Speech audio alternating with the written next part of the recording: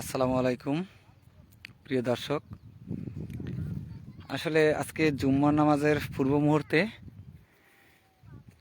এই যে প্রচণ্ড রৌদ্রতাপের মধ্যে আসলে লাইভে আসা যায় না বা লাইভে আসা উচিত না, তারপরেও লাইভে আসলাম। একটা জিনিস, আসলে যেসব কাজে মানুষ উৎসাহ পেয়ে থাকে, যেসব কাজ সমাজ এবং রাষ্ট্রকে এগিয়ে নিয়ে যায়, সেই ভালো জিনিসগুলো একে অন্যের মাঝে ছড়িয়ে দেওয়া উচিত। আসলে বরগুনায় বর্তমানে এমন একটা ট্র্যাডিশন শুরু হয়েছে, মানে নোংরা কোনো কিছু পেলেই দ্রুত সেটা সোশ্যাল মিডিয়ায় ছড়িয়ে দেওয়া হয়।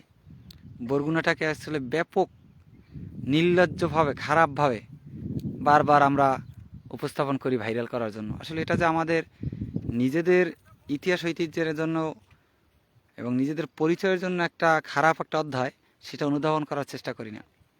আমি বর্তমানে দাঁড়িয়ে আছি ৩ নং ফুলজুরি ইউনিয়নের পূর্ব গুদিঘাটা গ্রামের এই যে গুদিঘাটার কোলায়। আপনারা দেখতে পাচ্ছেন, আমি মাত্রই রাউন্ড দিলাম, আবার আপনাদেরকে দেখাচ্ছি। এই যে আমার বরাবর উত্তরে এই যে দেখতে পাচ্ছেন, একটা ব্যাপক একটা আপনাদেরকে একটা চমকপ্রদ জিনিস দেখাই। সেটা হলো, আমি কিছুদিন আগে আপনাদেরকে পটুয়াখালীর রাঙাবালির চর দেখিয়েছিলাম, যেখানে শুধু তরমুজ ছাড়া আর কিছু নাই। দ্বিতীয় রাঙাবালি তৈরি হয়েছে এই যে ৩ নং ফুলজুরি ইউনিয়নের ঘটবাড়ির অপোজিটে গুদিঘাটা এবং এই যে সাহেবের হাওলা, এই অঞ্চলটার কোলাগুলো আপনি দেখবেন যে এই যে আমি আপনাদেরকে ক্যামেরা দিয়ে দেখাচ্ছি, যে একটু দেখেন, ক্যামেরা যতদূর দেখা যায় এর ভিতরে কোনো সরিষা বলেন, কোনো অন্যান্য ডাল বলেন, অন্য কোনো চাষ নেই। এই যে আমার ক্যামেরা যতদূর দেখতে পাবেন, একটা চমকপ্রদ বিষয়, তরমুজ ছাড়া এক করা জায়গা কোনো অবশিষ্ট নাই, সকলটাই তরমুজ। এই যে দেখতে পাচ্ছেন। আর এখানে এমন একটা প্রতিযোগিতা, এই যে দেখতে পাচ্ছেন একজন আমাদের মাজাতি একজন নারী, সে নিজে তরমুজ খেতে কাজ করতেছে তার সন্তান নিয়ে।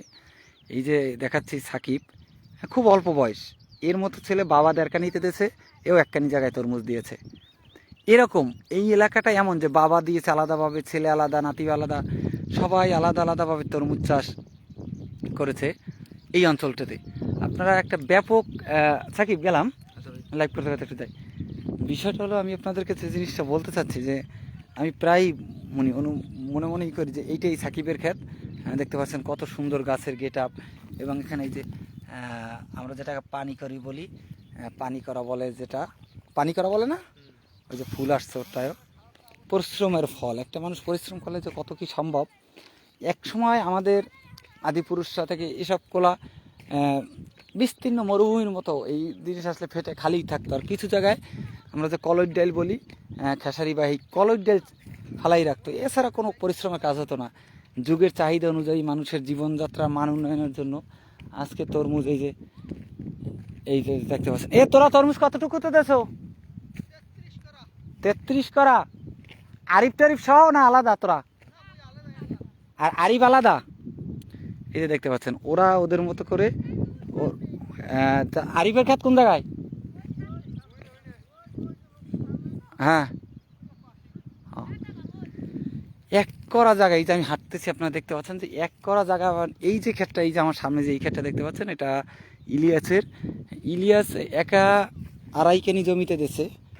এবং এটা ওর ক্ষেত্রে এক এক বয়সের গাছ। এই একটা দেখতে পাচ্ছেন, এটা ওটার মতো সেম, এটা ফল আসতে শুরু করেছে।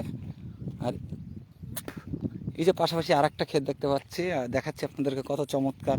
এবং মাশাল্লাহ, আল্লাহ বরকত দান করুক। এই যে ফল দেখতে পাচ্ছেন, হ্যাঁ, এটা মামা আবুল চকুইদারের। কত পূর্বে এটা ওই আগাম চাষিদের সাথে অনেক আগেই এটা চাষ করেছে, যে কারণে এটার ফল হয়তো এখন 500 গ্রাম, মানে 5 কেজি, 2 কেজি, 200 গ্রাম থেকে শুরু করে। এই যে ইঁদুরে নষ্ট করেছে ফল, ইঁদুর অনেক গাছ কেটে ফেলেছে। এই যে ক্ষেতটা দেখতে পাচ্ছেন অনেক বড়। এবং সবচেয়ে মজার যেই জিনিসটার কারণে আমি এই দুপুর রৌদ্রবেলায় আপনাদেরকে লাইভে দেখাচ্ছি, সেটা হলো যে এমন একটা জায়গা যেখানে এক করা জমি তরমুজ চাষ ব্যতিরেকে অন্য কোনো কিছু চাষ হয় নাই। এই যে দেখতে পাচ্ছেন তরমুজ কত সুন্দর, হ্যাঁ তরমুজ আসছে, এটা ইঁদুরে কেটে ফেলেছে।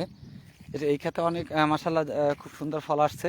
আমি আপনাদেরকে প্রত্যেকটা ক্ষেত ঘুরিয়ে ঘুরিয়ে দেখাচ্ছি যে এই যে এই বিস্তীর্ণ এত বড় একটা কোলা, এবং আমার সম্মুখে যে উত্তর সাইডে আপনারা যে রাস্তাটা দেখতে পাচ্ছেন ডৌগাতলা থেকে ঘটবাড়ি আসার যে মাঝখান থেকে রাস্তাটা, এই রাস্তার যে উত্তর সাইডের কোলা এবং এরপরে যে গ্রামের পরে নোনারখালের ওই পাশে যে কোলা, এগুলোতেও শুধু তরমুজ। তাহলে অনুধাবন করা যায় শুধু এখন আর রাঙাবালি আর গলা চিপাতে না, বরগুনার 4 বরগুনা 8, 9, 10 ওই অঞ্চলটা তো হয়ই।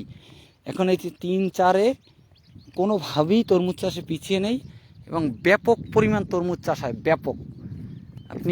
আপনাদেরকে যেটা প্র্যাকটিক্যালি দেখাচ্ছি, হয়তো আপনারা 15 দিন পরে আপনাদেরকে আবার আমি লাইভে দেখাবো যে এই জায়গাগুলোতে শুধু দেখতে পারবেন, এই রাস্তায় দাঁড়িয়ে লাইভ করলে শুধু দেখা যাবে যে সাদা পাথরের রাজ্য। এই তরমুজগুলো সাদা পাথরের উপর দেখা যাবে শুধু ফল আর ফল। এখন যেমন আপনারা শুয়ে যে আমি আপনাদের ঘুরে দেখাচ্ছি ক্যামেরা লেন্স, আপনারা তরমুজ গাছ ছাড়া অন্য কিছুই পাবেন না, যে যত দূর যাবে শুধু তরমুজ গাছ। এই যে তরমুজ এর গাছ ছাড়া যেমন কি দেখতে পাচ্ছেন না, কিছুদিন পরে আপনাদেরকে দেখাইলে আপনারা শুধু দেখতে পারবেন শুধু ফল। মাসা এটা আগে লাগাইছিল আবুল মামা, তার কাছে সুন্দর ফলন আসছে। মামা ইঁদুরের উপদ্রব বাড়ছে নাই আপনার খাতে?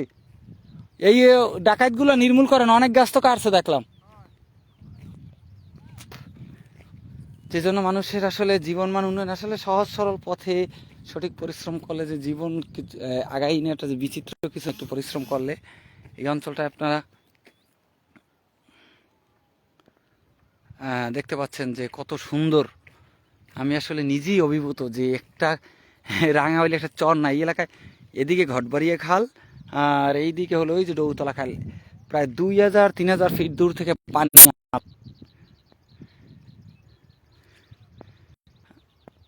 যে অঞ্চলে এই দেশে 80% মানুষের পেশা কৃষি, সে অঞ্চলে কৃষিকাজ এগিয়ে নেওয়ার জন্য মানুষের চেষ্টা করা উচিত। আমি এই জন্য সরকারকে এবং কৃষি সম্প্রসারণ অধিদপ্তরের উচিত এই যে এই অঞ্চলগুলোতে পানির যে ড্রেনেজ সিস্টেম এবং মাঝখানে যে গভীর নলকূপ স্থাপন করা, এগুলো করে দিলে হয়তোবা এই যে একটু জায়গা ফাঁকা নাই যে তরমুজ চাষিরা প্রত্যেক চাষি হয়তোবা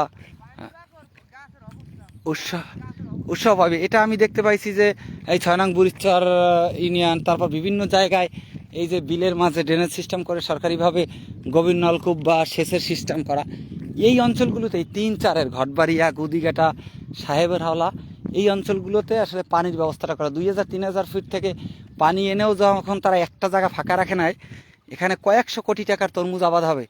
এই যে দেখতে পাচ্ছেন ইলিয়াস, 2.5 কানি জমিতে একা তরমুজ, এর ফ্যামিলি দিয়েছে 4.5 কানি, এই একাই এককভাবে দিয়েছে 2.5 কানিতে, এটাও তার খাত।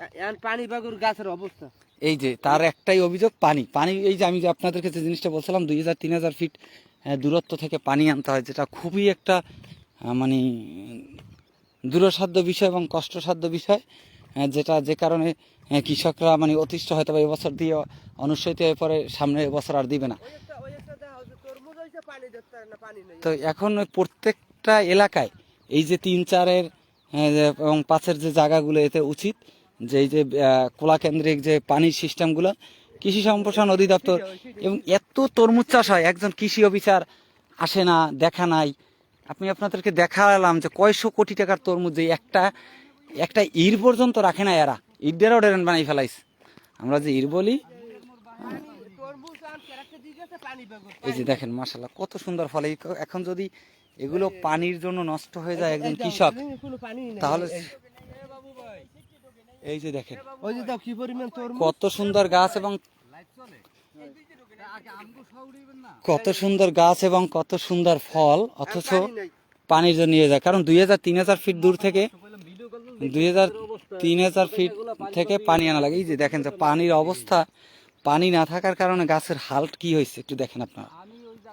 এই যে দেখতে পাচ্ছেন এই যে ফলগুলো এখন পানির, এদের এখন পর্যাপ্ত পরিমাণ পানি প্রয়োজন, কারণ তাহলে এই ফলগুলো রমজানের ভিতরেই এই যে ক্ষেত মালিক বিক্রি করতে পারবে। এই যে দেখেন কত সুন্দর ফল, পানি পানির জন্য ফলটা ছোট হয়ে যাচ্ছে, পানিটা পেলেই ফলটা দ্রুত বর্ধন হতো। এই যে দেখেন আমি আপনাদেরকে একটু দেখানোর চেষ্টা করতেছি। আসলে যেটা বলছিলাম যে 90% বা 80% মানুষ যে দেশে কৃষক, সে দেশে তো উচিত কৃষি অফিসার খেতে এসে স্থায়ীভাবে বসে থাকার কথা। একজন কৃষি অফিসার পাওয়া যায় না, পরামর্শের জন্য করার জন্য আসে না, দেখে না। আসলে যার সাথে 2-1 জনের সাথে যোগাযোগ থাকলে আসে না হয় আসে না, সেদিক থেকে ব্যতিক্রমী আমাদের ভাই রুবেল ভাই কৃষি অফিসার, তিনি এক জায়গায় থেকে নক দিলেই দৌড়ে ছুটে চলে যায়। এরকম আসলে এরকম ইচ্ছা থাকা, এরকম তার মতো মানুষ প্রয়োজন কৃষকদের জন্য। সেদিন কিছুদিন আগে রুবেল ভাই আমার ক্ষেতে এসে পরিদর্শন করে গেছেন, আমাকে যেসব পরামর্শ প্রয়োজন সেগুলো প্রদান করে গেছেন। তো এই দেশে এই দ্রুতই পানির ব্যবস্থা করা হোক এবং কৃষি অফিসারদের দৌরত্ব বাড়ানো হোক কৃষকদের সাথে সম্পর্ক এবং পরামর্শের জন্য।